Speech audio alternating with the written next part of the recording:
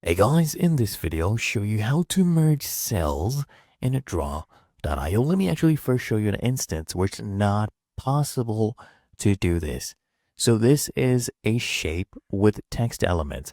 So if I press on my keyboard control and I click on these, so it highlights both of them, and you come here, click on arrange on the right hand panel. If you scroll down, there's no merge option because this merge option can only be done on tables. So let's bring in a table right here.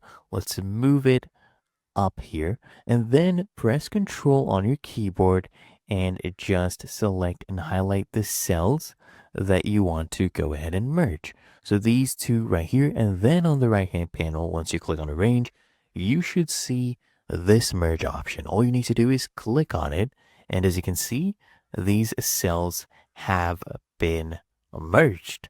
And that is how you merge cells in a draw.io.